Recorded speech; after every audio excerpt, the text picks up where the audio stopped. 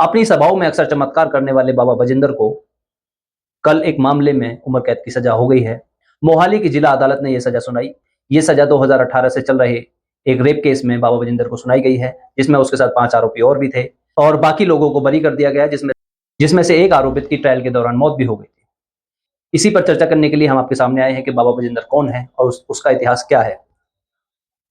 पहले हम आपको बता दें कि बाबा बजिंदर को सजा हुई, कोर्ट में कोर्ट में उसका जो आरोप है वो सिद्ध हुआ। बाबा बजिंदर को सजा हुई, कोर्ट में जो उसका आरोप है वो सिद्ध हुआ। सिद्ध होने के बाद उसको उम्र कैद की सजा हो गई है, यानी उसने रेप किया होगा तभी ऐसा हुआ है।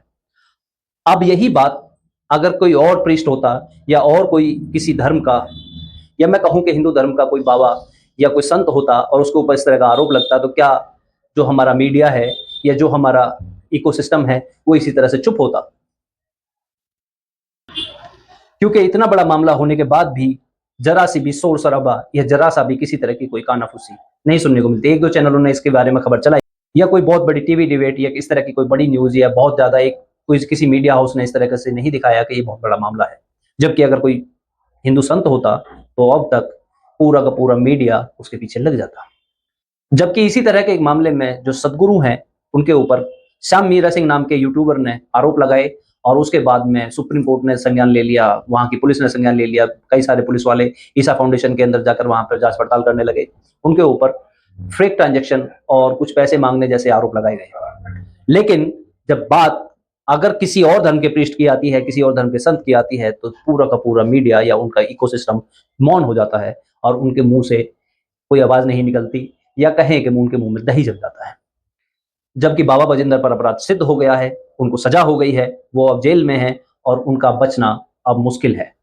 वो चाहे तो ऊपरी अदालतों में जा सकते हैं, लेकिन ये मामला कोई आम नहीं है और उनको सजा काटनी ही पड़ेगी।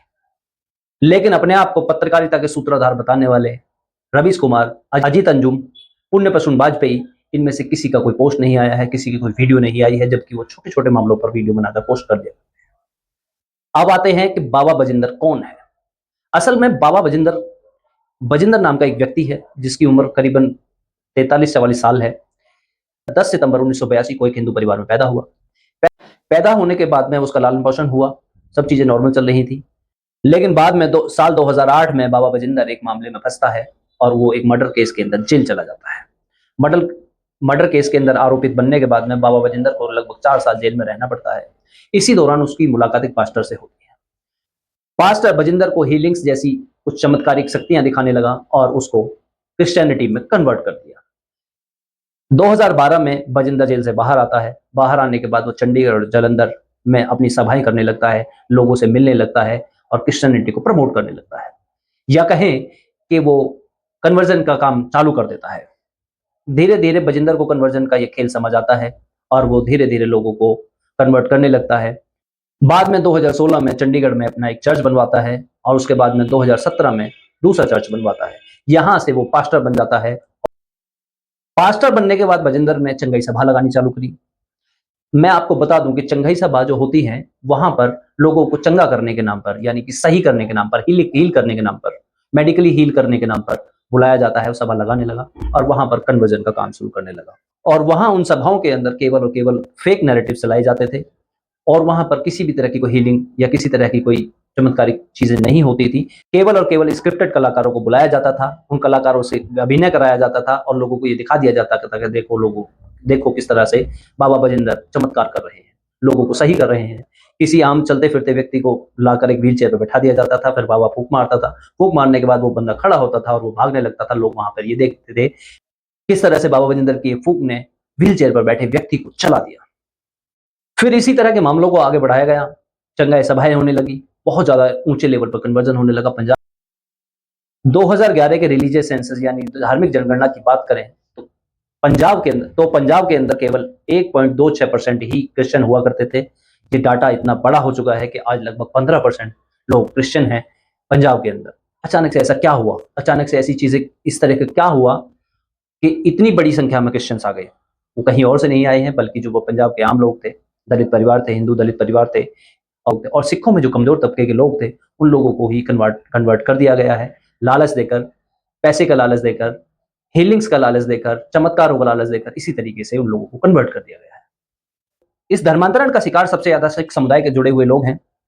जो लोग ज्यादा पढ़े लिखे नहीं हैं, उनको ज्यादा ज्ञान नहीं है, वो सभाओं में बुलाकर बेवकूफ बनाया जाता है और फिर धर्मांतरण कर दिया जाता है। सिख ऑर्गेनाइजेशंस का कहना है कि ग्रामीण क्षेत्रों के अंदर लगभग 40% सिख कन्वर्ट हो चुके हैं, ईसाई बन चुके हैं। इन चंगाई सभाओं में लोगों को बुलाने के लिए, प्रलोभन देने के लिए, लोगों को ज्यादा से ज्यादा भीड़ इकट्ठा करने के लिए अक्सर फिल्म स्टारों को बुलाया जाता था। यहाँ बाबा बजिंदर, जो कि अब तक पास्टर था, अब वो प्रॉफिट बनकर उभर गया और वो एक बहुत बड़ा नाम बन चुका था। एक क्रिश्चियनिटी के अंदर, बल्कि क्रिश्चियनिटी के अंदर बजिंदर को बड़े नाम से जाना जाने लगा, प्रॉफिट के नाम से जाने लगा। प्रॉफिट एक बड़ी उपाधि होती है क्रिश्चियनिटी में।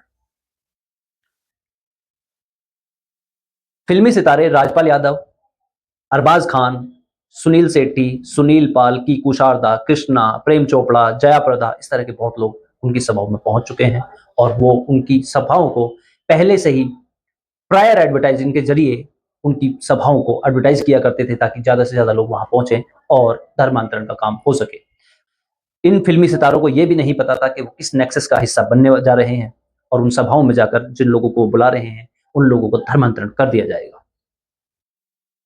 प्रॉफिट बजिंदर के पॉलिटिकल कनेक्शन भी छुपे नहीं हैं।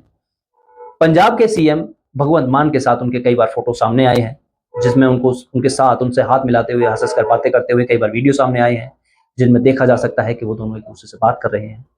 और प्रॉफिट बजिंदर के बहुत ज्यादा कनेक्शंस। ये जो प्रॉफिट बजिंदर है, ये एक पेशेवर अपराधी रहा है। इसका अपराध से बहुत गहरा नाता है। 2017 में उस पर रेप का आरोप लगा। 2018 में वो 2018 में वो जब लंदन भाग रहा था, तब उसको एयरपोर्ट से पुलिस ने अरेस्ट किया। 2008 में वो मर्डर केस में पहले ही जेल जा चुका है। लगभग 4 साल वो जेल के अंदर काट चुका है। फिर 2022 में एक मामला सामने आया जिसमें प्रॉफिट बजिंदर के द्वारा 4 साल की कैंसर पेशेंट बच्चे के माँ बापों से ये कहकर उस बच्ची को चर्च में बुला लिया गया कि प्रॉफिट बजिंदर उसको सही कर देगा, उसको हील करके उसको एकदम सही कर देगा। जबकि उस बच्ची को एम्स जैसे हॉस्पिटल द्वारा लाइलाज कर दिया गया था। उसके बाद प्रॉफिट बजिंदर ने उस बच्ची को अपने चर्च में रखा और बार बार उसके माँ बाप से पैसे ऐंठता रहा। कई बार 15,000, 50,000, 15,000, 50,000 की मांग कर बहुत सारे पैसे उसने ऐंठने के बाद में जब वो बच्ची खत्म हो गई तो उसको चर्च से बाहर कर दिया गया। लेकिन पैसे लेने का नेक्सस यहीं खत्म नहीं हुआ। उस बच्ची को मरने के बाद बजिंदर के लोगों ने यह कहा कि अगर आप और पैसे खर्च करते हैं तो बाबा बजिंदर इस बच्ची को जिंदा कर सकते हैं। बाबा बजिंदर का नाम एक 4.5 करोड़ की लैंड डील में भी सामने आया, जो कि फ्रॉड तौर पर की जा रही थी। साल 2024 में 350 लोगों का एक साथ धर्मांतरण कराने की कोशिश की गई। जब वहां हिंदू संगठनों ने जाकर वहां पर आपत्ति दर्ज की, तब जाकर इस बात का खुलासा हुआ। हाल ही में 1 मार्च 2025 को बाबा बजिंदर के ऊपर एक मामला और दर्ज हुआ, जिसमें बाबा बजिंदर एक 22 साल की युवती पर सेक्स असॉल्ट किया करता था। लगभग 3 से 4 साल से वो उस बच्ची के पीछे पड़ा हुआ था और उसके साथ में गंदी गंदी हरकतें करता था।